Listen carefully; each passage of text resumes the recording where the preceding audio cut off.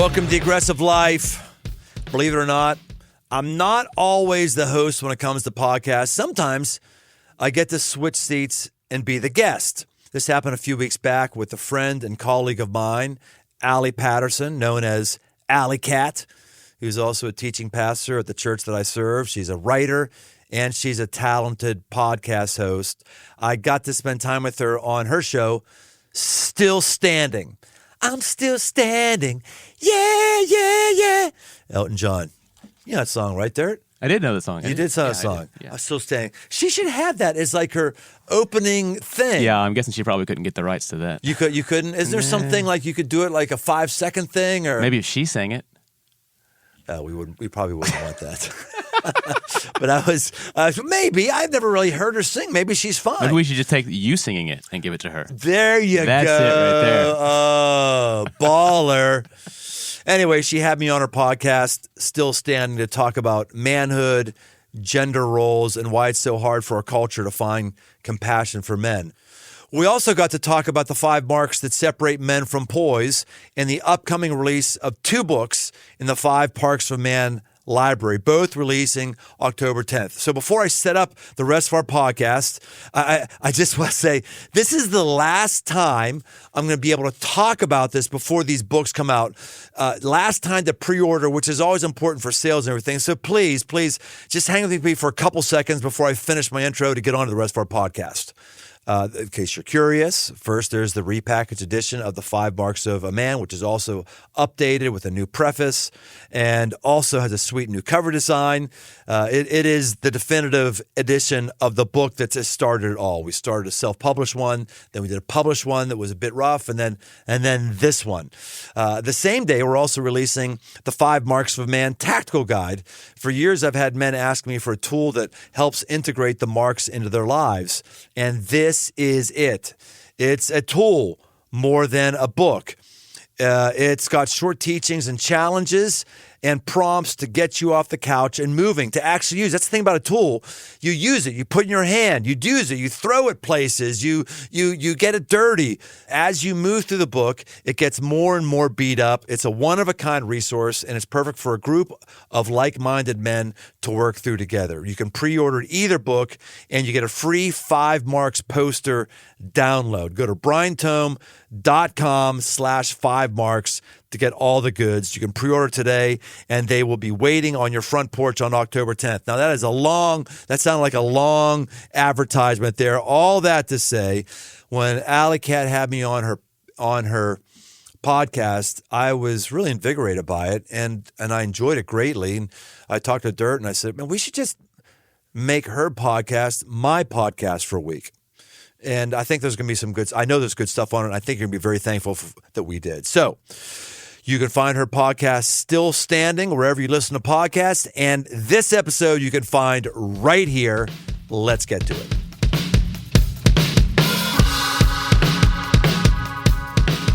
Okay, you guys, today's guest is somebody that I know pretty well for a long time, but also I guess I kind of saved him for this topic. I've been thinking about this topic today, and he is literally the perfect guest. And I'm not going to lie, I'm a little bit nervous about this conversation. Not because of our guest necessarily, but because I feel like it's something we desperately need to talk about, but it's kind of fraught with landmines all over the place. Today, we're talking about how to stay standing in a culture where gender is becoming something of a hot topic. It's gender fluidity. It's what's a man, what's a woman, how are we supposed to be, how are we supposed to think about it, and where does our faith fit into the picture of biological sex and gender, and what do we tell our kids? And we're going to get into all kinds of stuff like that. But I want to introduce my guest. He is a friend, but also the founding and senior pastor of Crossroads Church here in Cincinnati, Ohio, with me where I am. He's an author. We're going to get into his new book in a little while because it's exactly tailored for part of our topic today. And he's also the host of another podcast called The Aggressive Life. And I personally know he feels a deep calling to men specifically. So we're going to get into his take on all things gender related. Today, we have Brian Tome on the podcast. Welcome to Still Standing. Great to have you. good to be here, even though I'm sitting. I'm not standing right now. I guess I'm still sitting. We could do some calisthenics All right. in a little while if you want to. So I ask everybody that comes on the podcast, and there's only one rule about this question, and the answer cannot be coffee. You cannot answer me coffee. Oh, okay. What is keeping you standing right now? Every morning when you wake up, every week when you get started, whatever, what's something in your life that gets you out of bed and keeps you upright, keeps you going, keeps you strong, keeps you moving forward? What is keeping you standing? And it cannot be coffee. Well, first of all, I think it's interesting. That's what people most A lot of instinctually people, say. so many people said that I had to ban it. Oh. No coffee. Interesting. Coffee doesn't keep you upright. I'm not buying it. I think the thing that's keeping me standing is I have a picture of the future that I'm really excited about, and I want to be in it. I love it. Well, I happen to know that you feel a calling to men. Tell us where that started. Get us into where's your mind and heart for men? And then I want to pick your brain about what's going on with gender in our culture. Yeah, would love to. I was a very, very late bloomer in just about every way, shape, and form. Late bloomer educationally, late bloomer emotionally, late bloomer occupationally, and much of that is due to being a late bloomer and becoming a man. A man doesn't become a man when he's 18. There's 15-year-old men, and there's also 45-year-old boys. And I'm not going to give you the names of people I know in both those categories. We know a lot of men in common. We could probably make a list. Or males. We know a lot of males in common. We can debate whether it is or not, right? And my son, when my son was born, they put him on the little warming table in the birthing room, and he sent a stream of urine up in the air, hit my elbow, came all the way down, rolled down in my hand, and I thought, oh man, this is not good because this little guy is going to piss all over me just like I did my dad. That my dad didn't have a car I didn't wreck. He didn't have a rule I didn't break. He didn't have a hope and a dream for me that I didn't ignore. He did. I just was. Because I was a boy. And the thing when you have a male in your house, you've got an instrument of potential damage that exceeds that of a woman. When I had two Rottweilers. I always had big dogs. The stakes of you raising those entities are higher than the stakes of you raising a Chihuahua, right? Mm-hmm. Chihuahua's nipping at somebody. It's not going to really hurt somebody. When you have a big dog and you don't raise it right, someone could get hurt. Mm-hmm. So that started me on the journey of what am I going to do for Jake that I didn't have done for myself. And that's kind of led to me where I am right now. Yeah. When did you feel like God was actually calling you into sort of a ministry direction? I don't want to use weird words with it, but a really deep-seated understanding of how men and faith come together. Yeah. When did you really start to move down that path in your life? Oh, gosh. That's a great question, Alli Cat. I don't know anyone's ever asked me that straight on like that. I think there was a few seminal moments where it came together. One was, and looking back on it, I didn't know how significant it was. My Young Life leader, while I was away at Young Life camp in Colorado, I found out while I was away that he was leaving and he was going to another high school. And it was the first time in my life I wept. That never happened. I never cried. And it was like the sobbing. I don't know what was going on. It was at night. I remember it was by the horse ranch. And looking back on it, I know now what it was. It was the first person that was emotionally vested in me as a father figure, and I was feeling abandoned. That was a big marking for. I don't know what it was. Had no. Just looking back on it, that was a big deal. Yeah. Another one was when we started Crossroads in 1995, doing our marketing materials and everything. Mm-hmm. We had to decide what tongue are we going to use? And we decided to use the masculine tongue because men were underrepresented in church. That was a significant one. Yep. Jake coming into our family, that led me down a path. And then the other one that was significant was having a motorcycle trip, and in the morning sitting around a campfire talking about some deep personal things with other people, talking about God. And it just occurred to me, we've got 7 guys here who get beneath a veneer and get really real with each other. And this doesn't happen with men. Yeah. We skate on the surface really, really well. What could we do to have an event that would help men talk to each other, sit on a campfire with one another, have a sense of adventure? That's when Man Camp was born. Then once I was around, the first event was 500 people in a barn in Indiana, and I just saw the need in men's souls. Like that was it for me. I was like, hey, that was it. Yeah. That kind of brings us, because that's been a handful of years ago now. I mean, Right. well, that's been like 8, 9 years ago. That long ago? What do you see? That's the exact horizon. That's so fascinating to me that God would be laying these stepping stones in your life right. to bring you into this era where you feel especially just drawn to the current state of men, which inevitably impacts how we're all thinking about gender. So what do you see that's been happening in our culture where men and women are concerned, where gender is concerned over this same period of time? I think it's important to say, I wouldn't say that I love men more than I love women. I was going to ask you about that. In fact, I think I love women more than I love men. I married one. I enjoy women more than men. So I don't think it's a matter of I love women or love men more than women. A lot of folks feel that way. All of us have an orphan mentality. Mm-hmm. We wonder, like, well, how come I'm not getting that? How come I think people sometimes they hear me talk about this. They think that, well, Crossroads is only for the church I started, is only for men. All we care about is men. No. That's just not true. Or I care about my wife. I care about my 2 daughters. I care about you on staff. I care about all that stuff. What it is for me is I have a special compassion for men because I see needs and hurts in them that I'm not seeing somebody else step up for. Mm-hmm. It's obvious and easy to have compassion when we see a hungry child in Nicaragua. It's obvious and easy to have compassion for a woman who's worked her noogies off, worked 60 hours a week, and is in corporate America, and she's devalued. She reaches a glass ceiling. She is inappropriate sexual comments. For me, it's easy to see it and go, oh my gosh, my heart breaks for you.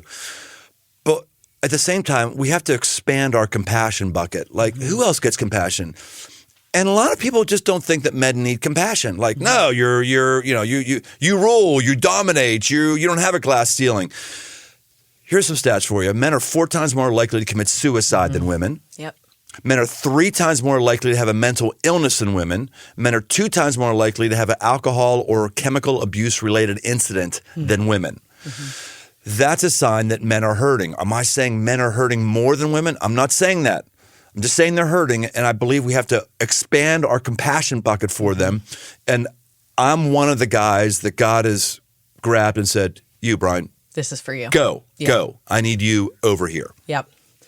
Well, as you look at how we talk about men and women, have you seen that compassion for men lessening over the last handful of years? Or do you think it's the same as it's always been? I think there's some lone voices in the wilderness that are popping up and saying, hey, what about this over there? Because men are definitely not at the top of anybody's list of who to look around and be compassionate toward. No, not at all. That certainly wouldn't be on the least of these lists that anyone would make. Is an American male. Right? And including men towards men. I mean, we're those of us who may be a bit more emotionally healthy tend to look at other men like, hey, dude, suck it up. Yeah, you're right. Men are not on anyone's list. And I would say, ladies, those of you who are mothers, those of you who would like to have a husband, but you can't find somebody who wants to date you, I would say the crisis that you have in your personal sphere around men is tied to the fact that there are fewer and fewer qualified men to build your life around. And that hurts. That's really awful. And that's another sign that men need help in these areas. Yeah. I think we're starting to talk about men and women a little bit differently. And I hear this big conversation in our culture going on about gender. Like, what is an actual man? What is an actual woman? And we're starting to fight about some really fundamental things. Like that in generations past, we never would have had to talk to each other about what's a man. When you think about men now, do you go down that fundamental? Have you gone all the way into that foundation and gone like, if somebody asks me what a man is, this is what I tell them, this is what a man is? I'm mainly interested in what separates a boy from a man, not in what separates a man from a woman. That's mainly what I'm interested in. Do you come across men who are, like, there's a full spectrum of masculinity, right? Right. And how do you think about the differences where masculinity, like if you think about that word and all that goes into masculinity, obviously you come across men even at man camp that are all the way from super tough guy, over the top dude who everything's about, you know, hardcore, all that, whatever the culture is now starting to call sort of a toxic masculinity, which I don't like that term. All the way back to men that are wildly different than you, or certainly somebody on the other end of that spectrum, who have more qualities that we would assign culturally as feminine. How do you talk to men about their own masculinity, and what kind of things are on that spectrum for you? Are there any lines in there? How do you think about masculinity in general? Part of the confusion in our culture is what a man does. A man is not the primary breadwinner in the family. He could be. He has been throughout all of American history. But that is not a mark of a man, that you're the one who makes the most money in the family, because I don't see that anywhere in the Bible as being a thing. A man is not a guy who has to drive a pickup truck. A man is not a guy who has to like MMA. A man is not a guy who has to like football. I like some of those things, but that doesn't make me a man. So when we start defining manhood by these trappings, you know, your income level, your job, your this, your hobbies, that's actually what starts to become a little bit toxic. Not that those things are toxic, but what it starts to do for some males in our culture at a young age is they say, well, I don't like trucks. I actually like clothes. That maybe I'm not meant to be a man. Well, I don't like football. I like art. Yeah. Maybe I'm not a man, and that's just not true. I mean, whether or not you like art or sports, minivans, monster trucks, MMA, finger painting, those are not the marks of a man. I'll just say, I think people have a wrong impression of you from afar on this. I think that sometimes they look at your unique expression of masculinity, which is completely valid. You like certain things, you don't like certain things, and assume that that's your definition of masculinity. But you're saying, no, you see the full spectrum, and that really has nothing to do with what makes a man for you. Correct. Do you have the same expression, the same beliefs about being a man and masculinity as you did 25 years ago, 20 years ago? Definitely not. And I'm not sure how much of that is due to maturity and seeing things I didn't see, how much of that is due to decrease in testosterone, how much of that is due to we as men become more sensitive and emotionally aware. So, no, I mean, as an example, I find myself fathering people, wanting to father people. And the form of fathering that isn't around discipline, the form of fathering that is around emotionally supporting other people. I find myself looking forward to that, and wanting to do. I was emotionally ill-equipped to do that. I was equipped to have a Jeep and spit my chew on the floor of my Jeep in college, you know? But like entering into somebody's emotional space, no. In fact, no. You pull your stuff together and just do what you need to do. And I'm like, no, man, I need to be fathering people. I need to be blessing people. The guys I'm with in a group, I mean, I'll regularly take one of them, just put my hand around the back there, and one of them has them just in a fight with issues with a child. I could just tell he was on the edge, you know. And 20 years ago, I would have just given him counsel, told him what to do. I mean, this time I was walking away, and the Spirit just prompted me, and I turned around, put my hand in the back of his neck, pulled him close to me in a hug, whispered in his ear, "You're doing well. You're going to be fine. God's for you. He just melts and breaks that father figure thing. I've got a pastor that I know in another city that the wheels are just coming off. And as a younger guy who's competitive, I would have thought, well, we didn't do X, Y, Z. Well, it's not. Now reach out to him. Hey, how can I help you? How can we help you? How can we come alongside you? It's that more sensitive side that's popped up that wasn't there before. Yeah, that's interesting. Yeah. I think about who I was 20 years or so ago, 25 years ago. And if you had given me a checklist, which I think we try to do this sometimes, at least with women, I feel this way.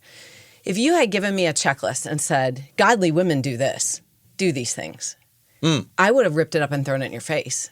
I would have immediately rebelled against that. You would have? Yes. Huh. I would have thought your type A driven thing would have embraced that and said, go, go, go. No, because it would have been stereotypes that I wasn't embracing at that time in my life. All right. So right at that time in my life, what I was interested in is what I had set my eyes on. I wasn't thinking about being a, quote, godly woman.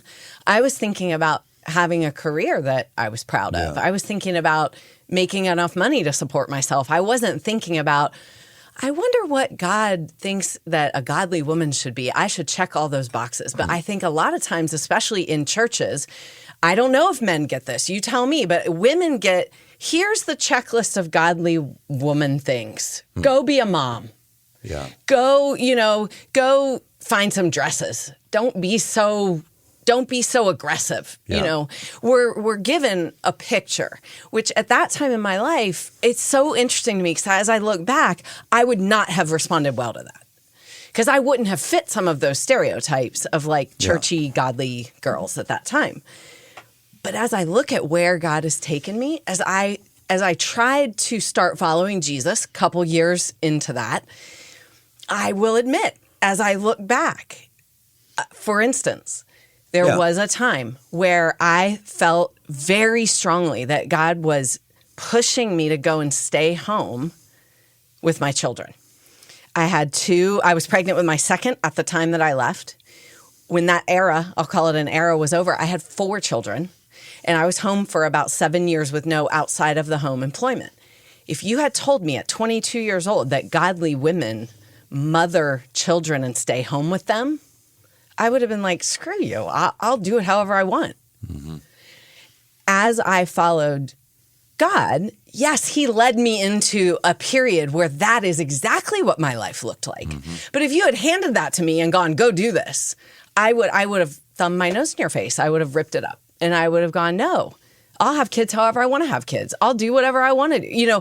So that's why I'm so hesitant to talk about the worldly execution of femininity, the worldly execution of masculinity. What is a man? What is a woman? By activity, by profession, by external characteristic, because I think it actually pushes people away from the beautiful breadth of godly stuff. And for me, from some things that I never would have picked for myself that now I can see are absolutely a part of figuring out how to be a woman in the middle of, following Jesus. When you push somebody, in most situations, it means they will be pushed away. Right. Because people don't want to be pushed. They want to be affirmed. They want to be told that they're right. They want that. And that's part of the thing of being a godly leader and teacher. You roll the dice every time saying, I feel that this is something that God wants me to do and say. And the ranks are going to be thin probably when I say this, but the ones who stick around you, they're going to be stronger and will bear more fruit.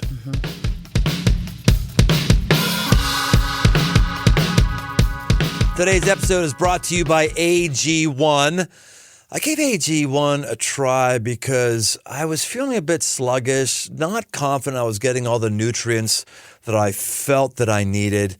And I thought maybe this is an easy solution. So I drink AG1 in the morning. I love doing the morning. I do it on an empty stomach. It forces me to get 12 ounces of water into my system. I love doing something proactive and aggressive to make me feel better and at least give me peace of mind. AG1 is designed with this kind of ease in mind so you can live healthier and better without having to complicate your routine. Each scoop has 75 vitamins, minerals, probiotics, and whole food sourced ingredients of the highest quality. If you want to take ownership of your health, try AG1 and get a free 1-year supply of vitamin D and 5 free AG1 travel packs with your first purchase. So go to drinkag1.com/aggressive-life. That's drinkag1.com/aggressive-life to take control of your health. Check it out.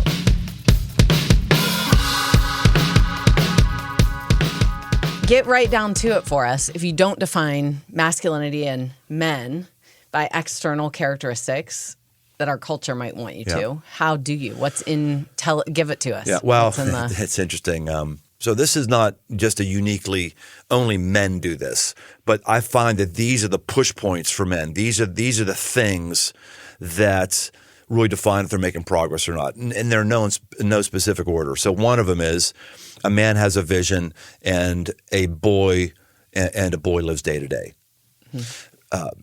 When I took 7 years to go through college because I didn't have a vision. A 4-year degree, by the way, not undergrad, not a master's or a PhD on top of it. It took 7 years to go for a 4 because I had no vision. I just was doing it because my parents are paying for it, and I thought it was something you should do. No one told me, hey, Brian, if you do well in school, you'll make more money to have more opportunities and set yourself up for the next few decades. No vision, right? Boys don't think about. Boys want an easy day today. That's all they want. And again, that's something that a woman needs to have as well. So that's one of the marks.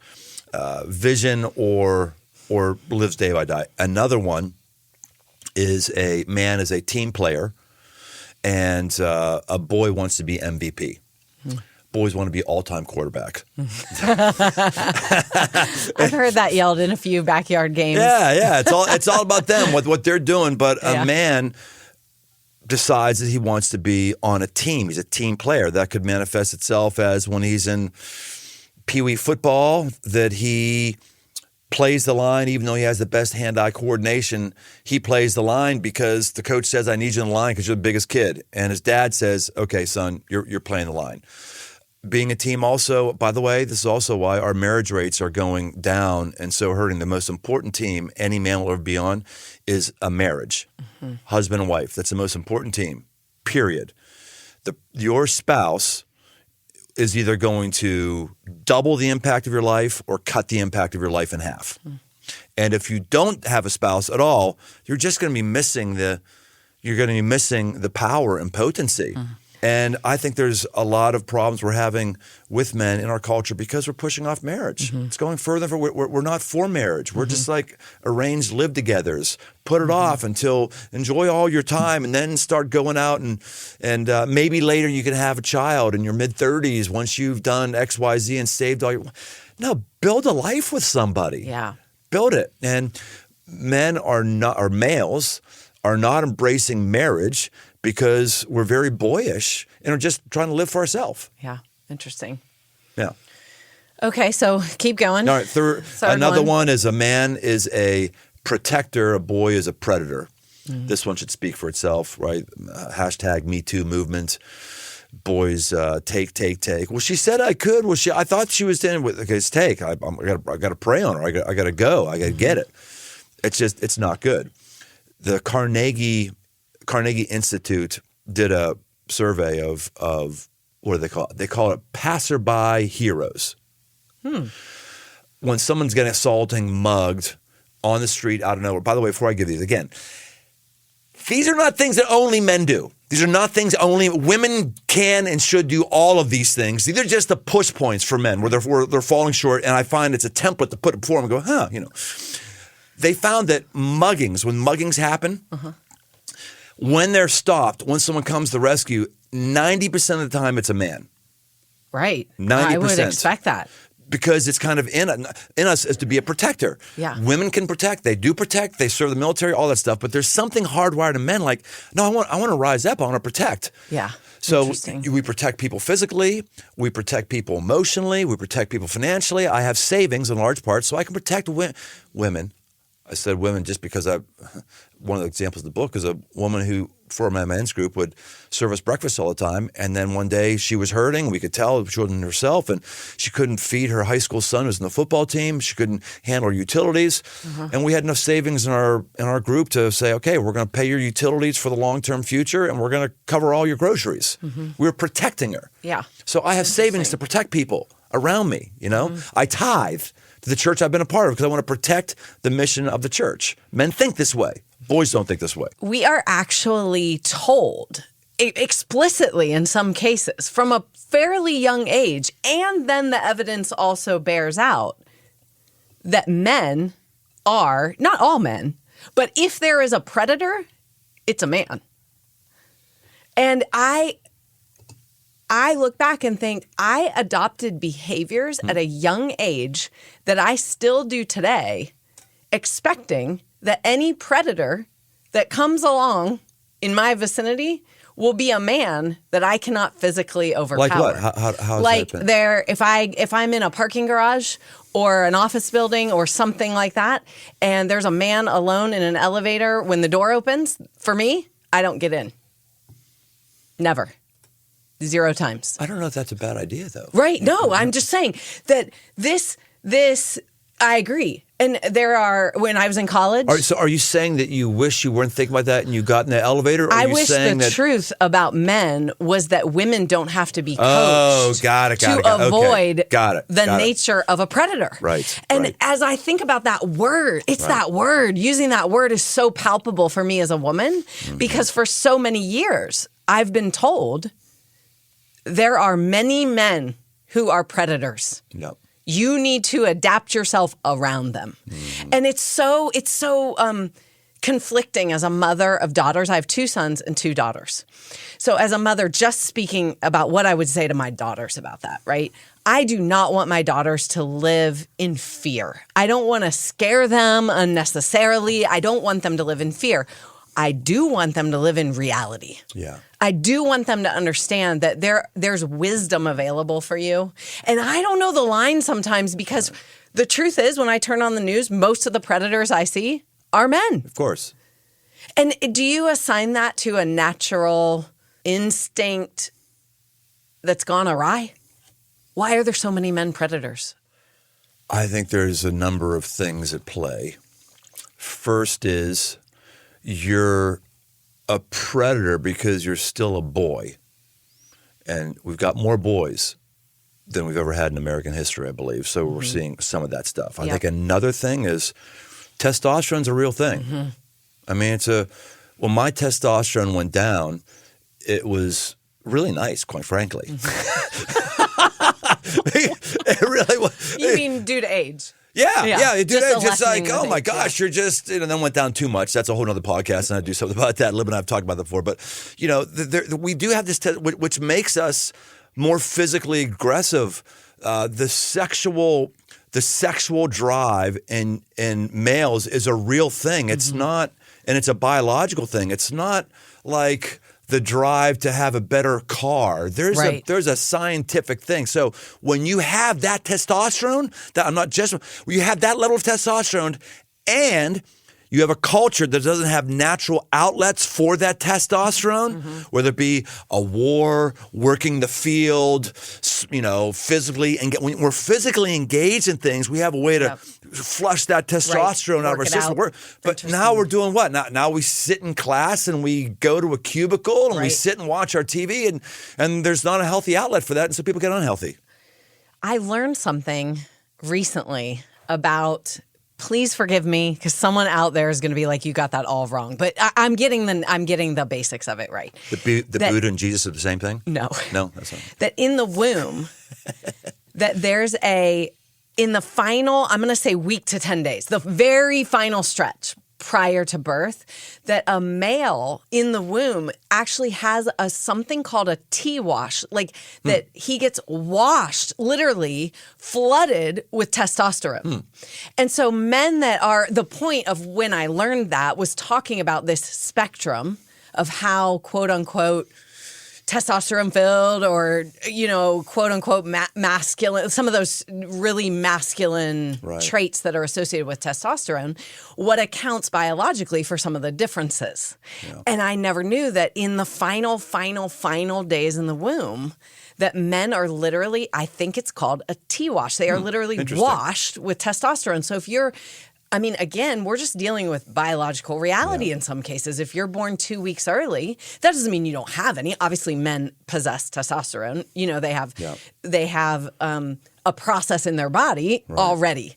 But that there's this final thing that happens in the womb. I never knew that. So interestingly, like this spectrum that we're on with some of the traits we're talking about has a biological reality. That's a biological reality, and it impacts how that child grows and what their experience is as that sex.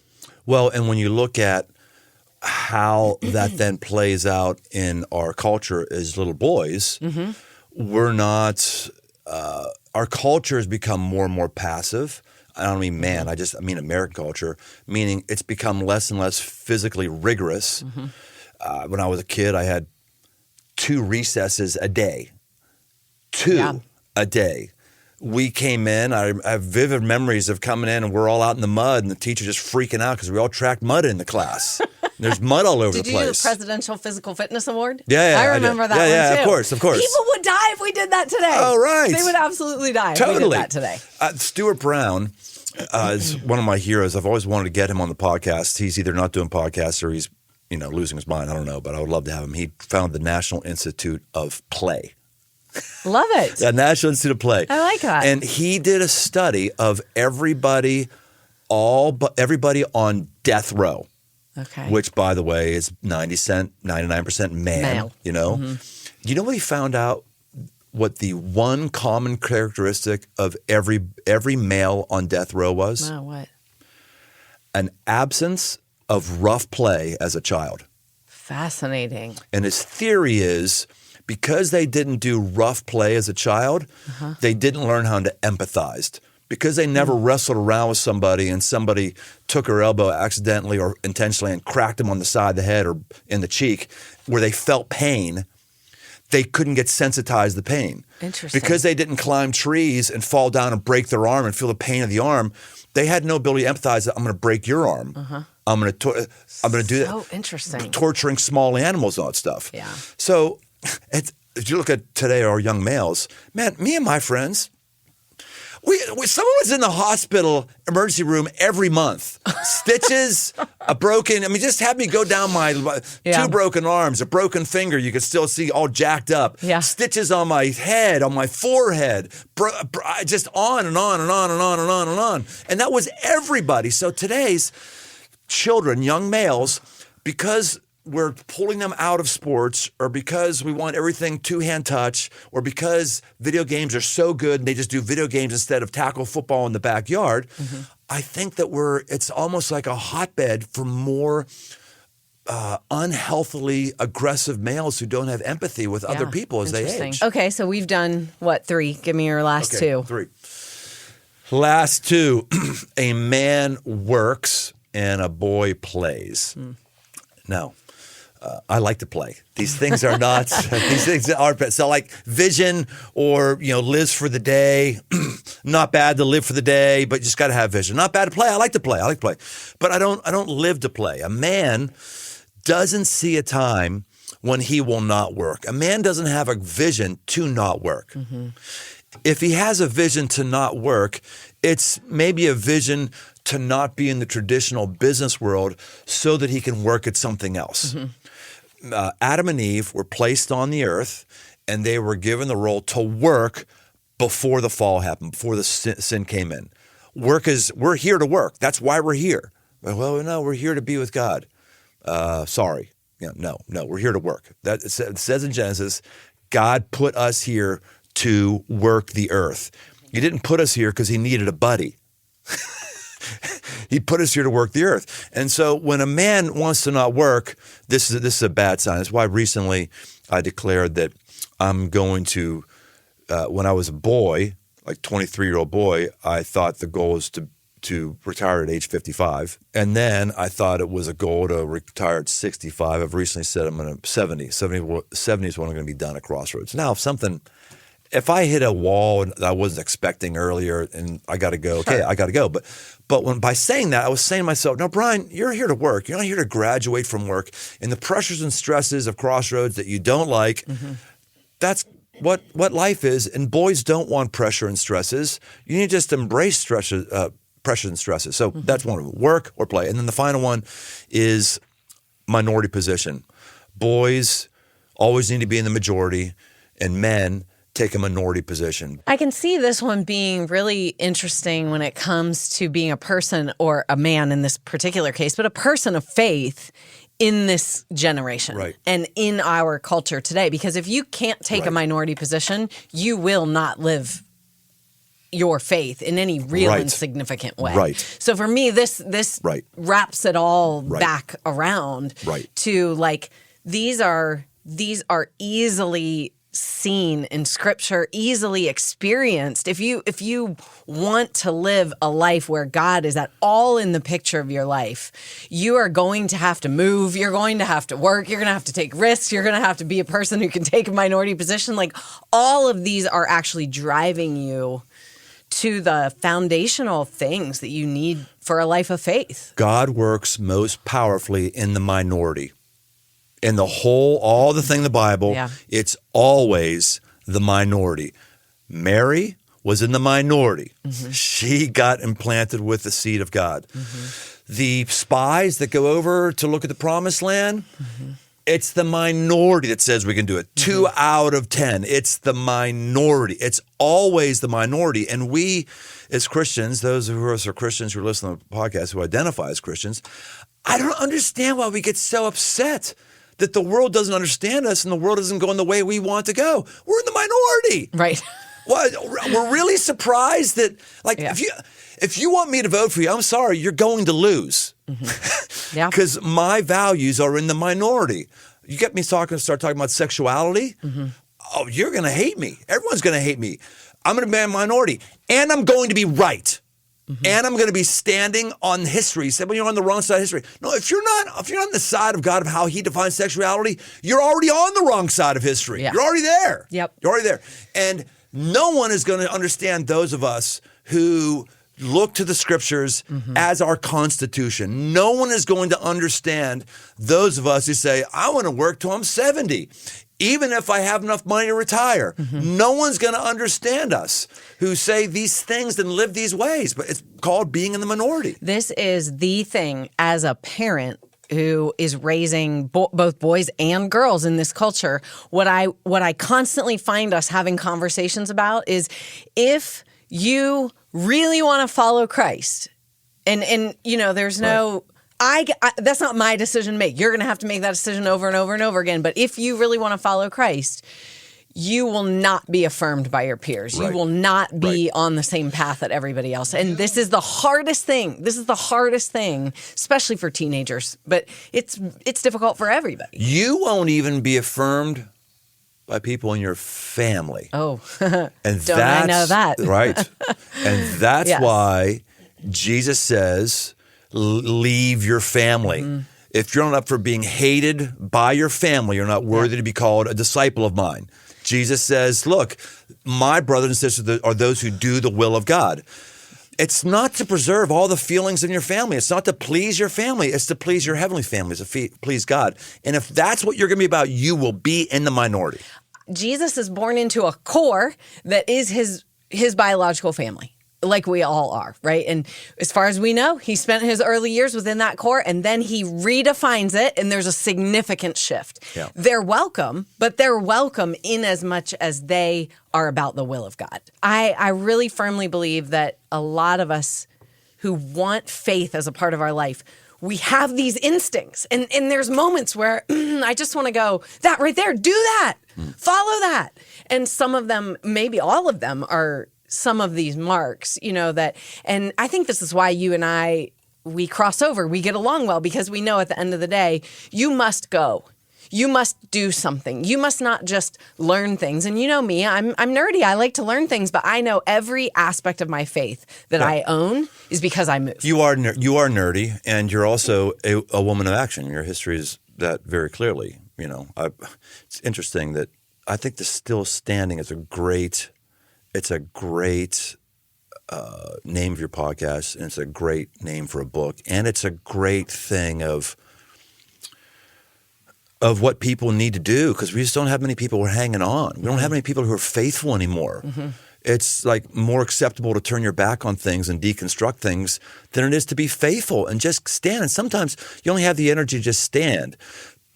But you stood and you are standing, but you're standing so you can get moving, and you've done a great job getting moving. That's why I enjoy being in ministry with you, and why we're close friends. Thank you. Yeah. Thank you. So there's a book that exists that's been out for years now called 5 Marks of a Man, but there's a new product that goes with us. You mean the book on how Die Hard is a Christmas movie? I don't want to talk about that. You know I'm upset about that.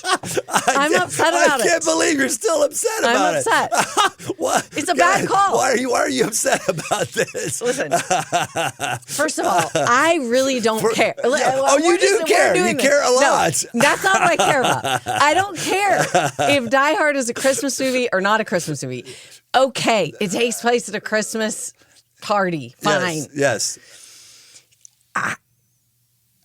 It doesn't, it's a violent film I don't want to watch. And I don't want you to preach on it. It has nothing to do with whether it's The cross of Jesus Christ was violent as well, Alli Cat. Taking the promised land, that was violent as well.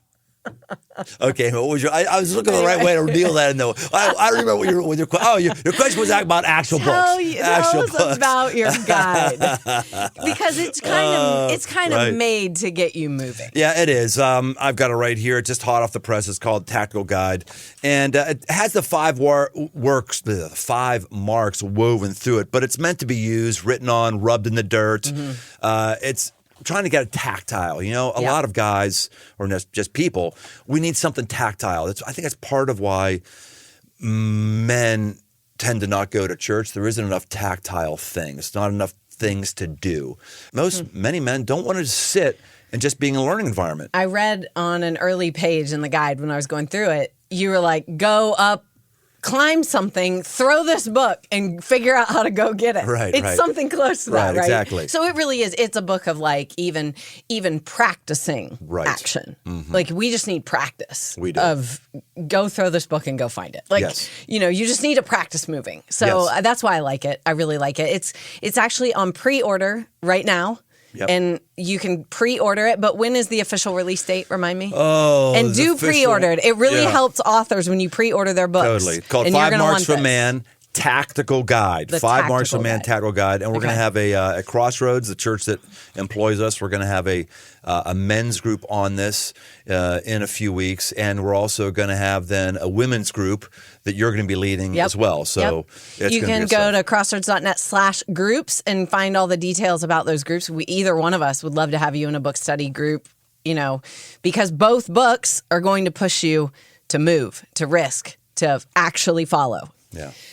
Hey, thank you so much for being with me today. I know I ran you over because I don't get to see you very much. I know, it does stink. I know. I wanted to do a lightning round. I had all kinds of, I know. Alli Cat. You have a lightning round and we're out of time. And I had maybe we'll do a bonus episode and drop a lightning round. I was going to throw at you questions about gender and men and all kinds of stuff. But we're going to have to save that for a bonus. We'll just have you back. So no, it's sorry great. we It's missed great the being lightning with you. round. And I think you did a great job here. In fact, I'm thinking going to people who are on my team and saying, we should just make your podcast one of our podcasts for a week.